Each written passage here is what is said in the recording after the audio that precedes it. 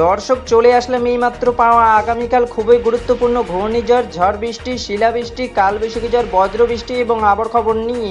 দর্শক আজকে ভিডিওতে জানিয়ে দেবো আগামীকাল 24 ঘন্টায় কেমন তার সম্ভাবনা রয়েছে বাংলাদেশে 8টি ভাগে 64 জেলা আবহাওয়া পরিস্থিতি, এবং আরও জানিয়ে দেবো পশ্চিমবঙ্গে কোথাও কোনো বৃষ্টিপাতের সম্ভাবনা আছে কি না।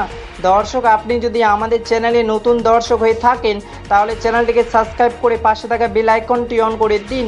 তো চলুন এবার জেনে নিই এক নজরে। দর্শক ইতিমধ্যে গত 24 ঘন্টায় আবহবিদ বাংলাদেশের সর্বনিম্ন তাপমাত্রা রেকর্ড করেছেন ঢাকা বিভাগে 36 থেকে 37 ডিগ্রি সেলসিয়াস, এবং আবহবিদ আরও জানিয়েছেন ইতিমধ্যে খুলনা, বাগেরহাট, সাতক্ষীরা, যশোর, ঝিনাইদহ, বগুড়া, টাঙ্গাইল, ঢাকা, কিশোরগঞ্জ, মানিকগঞ্জ, মুন্সিগঞ্জ, ফরিদপুর, সিলেট, হবিগঞ্জ, ময়মনসিংহ, চট্টগ্রাম, ফেনী, কক্সবাজার, টেকনাফ জেলা আকাশ মেঘলা থাকার সম্ভাবনা রয়েছে, এবং পশ্চিমবঙ্গে আবহাওয়া দপ্তর সর্বনিম্ন তাপমাত্রা রেকর্ড করেছেন কলকাতা 35 থেকে 36 ডিগ্রি সেলসিয়াস, এবং পশ্চিমবঙ্গে কলকাতা, বীরভূম, বাঁকুড়া, পুরুলিয়া, আসানসোল, হলদিয়া, আরামবাগ, বর্ধমান মেঘলা আকাশ থাকার সম্ভাবনা রয়েছে।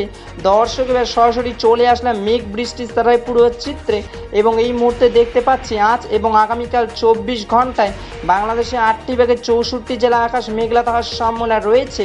আপাতত 24 ঘন্টা বাংলাদেশের রাজশাহী, পাবনা, সাতক্ষীরা, যশোর, ঝিনাইদহ, বরিশাল, ঢাকা, কিশোরগঞ্জ, মানিকগঞ্জ, মুন্সিগঞ্জ, ময়মনসিংহ, টাঙ্গাইল, সিলেট, চট্টগ্রাম, কক্সবাজার, ফেনী হালকা বৃষ্টি পড়ার সম্ভাবনা রয়েছে, এবং পশ্চিমবঙ্গে মুর্শিদাবাদ, বোলপুর, আসানসোল, খড়গপুর, বাঁকুড়া, কলকাতা, হলদিয়া হালকা বৃষ্টি পড়ার সম্ভাবনা রয়েছে।